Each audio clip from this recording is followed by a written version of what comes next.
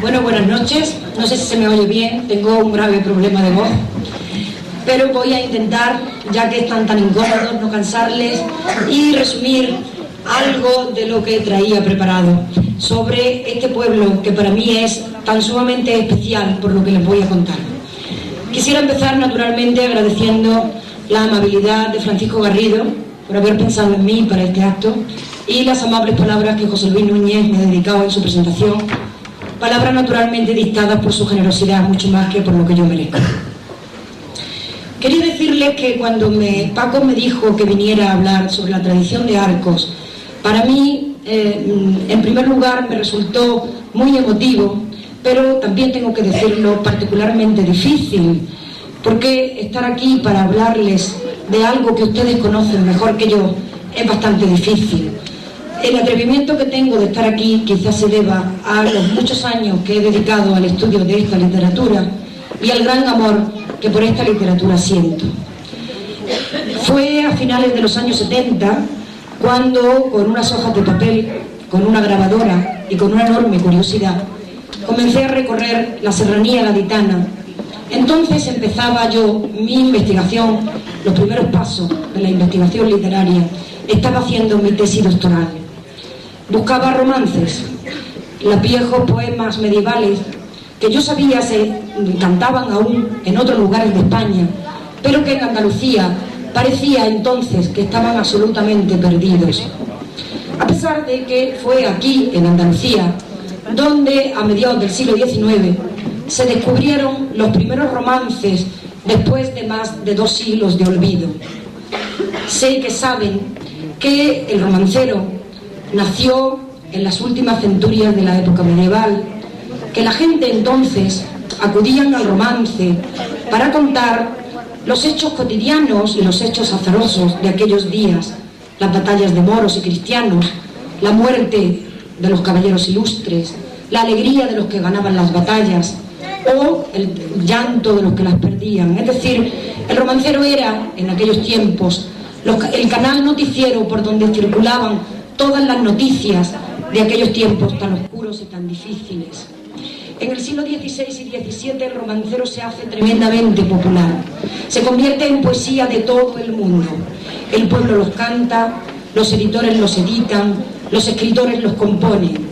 Pero ocurre que el romancero de tanto cantarse se agotó.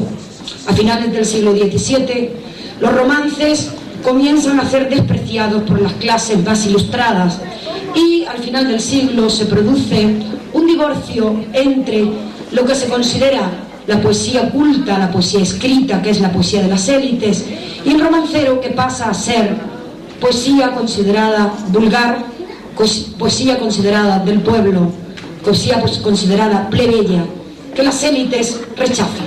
Entonces el romancero, despreciado por la soberbia del hombre de letras, se refugia en la memoria popular y ahí va a permanecer hasta bien entrado el siglo XIX. Parecía que el romancero había desaparecido de la historia de España. Y ocurrió que un día de enero de 1825, y precisamente aquí, en Andalucía, en una cárcel de Sevilla, un romántico erudito llamado Bartolomé José Gallardo compartía celda, estaba preso por sus ideas liberales, era la época de Fernando VII, compartía celda con 2 gitanos de Marchena, Curro el Moreno y Pepe Sánchez. Allí, los oídos admirados de aquel romántico que se quedaría absolutamente atónito, escuchó de boca de aquellos 2 gitanos que no sabían leer los ecos acompasados de un romance que estaba recogido en la época medieval. Era el romance de Gerineldo, que todavía se canta en este pueblo, la historia de los amores de la hija de Carlomagno Emma con su criado Eguinaldo, se llamaba en la historia en el romancero Gerineldo. Aquel descubrimiento significó algo absolutamente fundamental. Los románticos empezaron a buscar romances y se dieron cuenta que todavía pervivían, aunque en el siglo XIX solamente se encontraron algunos textos sueltos en lugares que no eran Castilla, en la periferia. Fue a principios del siglo XX, con la llegada del matrimonio Menéndez-Pidal, cuando comienza la gran exploración del romancero en todos los rincones del mundo hispánico.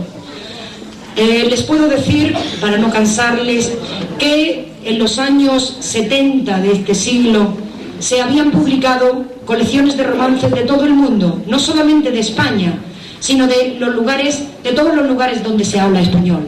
América Latina, Portugal, Marruecos y lugares habitados por judíos sefarditas desde Estados Unidos hasta los más lejanos rincones de Oriente. Es decir, el esfuerzo investigador y la recopilación fue espectacular. En este panorama llegué yo, absolutamente modesta, sin saber qué es lo que ocurría en Andalucía. Me parecía imposible que aquí no hubiera romances. Aquí se descubrieron en el 19 y además se conocían romances de todo el mundo. Pero no sabía lo que me iba a encontrar. Y así empecé a recorrer los pueblos de la sierra. Y al poco tiempo, lo que comenzó siendo un trabajo académico, una tesis doctoral, se convirtió en algo que cambió mi vida para siempre, se los puedo asegurar. En ese contexto y en ese tiempo llegué a Arcos. Recuerdo que era el 2 de enero de 1982. Venía acompañada de un profesor de la Universidad de Sevilla, Pedro Piñero, y empezamos a recorrer el pueblo. Visitamos muchas casas, conversamos con mucha gente, y les quiero decir hoy aquí públicamente que tengo ocasión, que en todas partes fuimos bien recibidos y que nadie puso ninguna pega para regalarnos el tesoro que conservaba en su memoria. Arcos es un lugar absolutamente fundamental en la historia del romancero de Cádiz. Nosotros, después del descubrimiento de los romances que se conservaban en la sierra y lo que encontramos aquí, decidimos seguir investigando. Como ha dicho José Luis, llevamos desde los años 70 trabajando en la literatura oral y en este momento hemos recorrido todos y cada uno de los pueblos de Cádiz, la gran parte de los pueblos de Sevilla y muchos de la provincia de Huelva. En este momento tenemos recopilados más de 10.000 romances andaluces. Andalucía, que en los años 70 era una desconocida, puedo decir con orgullo que hoy ocupa un lugar destacado en el gran mapa del romancero de todo el mundo. Pero quiero decirles también que el mérito de esa aparición o de esa presencia de Andalucía no es nuestra, no es de los investigadores, no es de los estudiosos. El romancero es del pueblo, el romancero es de ustedes, y gracias a ustedes se ha podido conservar de generación durante siglos, durante 7 siglos, de padres a hijos. Les voy a hablar un momento sobre lo que significa Arcos en el panorama general de Cádiz y de Andalucía. Y para ello voy a intentar responder a 4 preguntas. Lo voy a hacer de una manera muy breve. En primer lugar, ¿cómo vive el romancero aquí? Nosotros hemos encuestado durante estos años a cerca de 1000 personas en toda la provincia. El romancero está vivo en todos los pueblos, todo el mundo recuerda romances. Pero hay que decir que el romancero en Cádiz, como en el resto del mundo hispánico, ya no se canta de manera espontánea. Hoy se han perdido las prácticas laborales, el trabajo del campo, la recolección de las cosechas, la pesca en el mar. Hoy la mecanización, los medios de comunicación han creado un tipo de vida absolutamente uniforme en todas partes y ya no hay lugar para el canto de romances. Eso ocurre en toda la provincia y eso ocurre también en casi todo el mundo. Sin embargo, Arcos es un caso peculiar, es un caso completamente diferente. En mitad de las inclemencias de esta civilización, como digo, que lo único que ha hecho ha sido maltratar los espacios de la canción tradicional, en este pueblo, en las zambombas navideñas y desde hace poco tiempo en Jerez, este pueblo es la última pervivencia espontánea del género en todo el mundo. Este es el único lugar en que se cantan los romances de una manera espontánea. No están como en el resto de Cádiz o en el resto de Andalucía o del mundo escondidos en la memoria de los transmisores. Aquí el romancero está absolutamente vivo. Otra cosa que es muy interesante en Arcos es quién canta romances aquí. Les puedo decir que en nuestras investigaciones el romancero es un asunto de mujeres. En Cádiz hemos entrevistado a 823 mujeres y solamente nos han cantado de todos esa gente que le he dicho 90 hombres. Es decir, el romancero es un asunto femenino.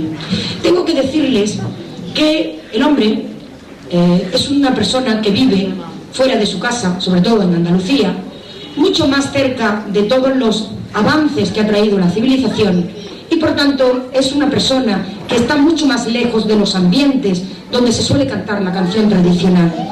Además, en Andalucía ocurre una cosa muy curiosa. El hombre andaluz siente una total y absoluta vergüenza de cantar romances.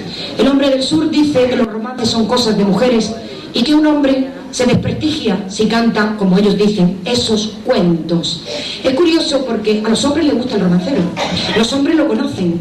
Sin embargo, todos los hombres que nos han cantado en sus casas, con sus mujeres y nunca en presencia de otros hombres, excepto en Arcos. Otra vez Arcos es la excepción. A pesar de que, como ustedes saben mejor que yo, la zambomba es un asunto donde las mujeres llevan el papel principal, los hombres en este pueblo no se avergüenzan de cantar romances, como se está demostrando en este acto, sino que se enorgullecen de poder conservar este tesoro tradicional. Les puedo asegurar que esta participación de los hombres en el canto de la canción tradicional es algo absolutamente inédito en todo el mundo hispánico. Es también otra característica que quería comentar con relación a este pueblo.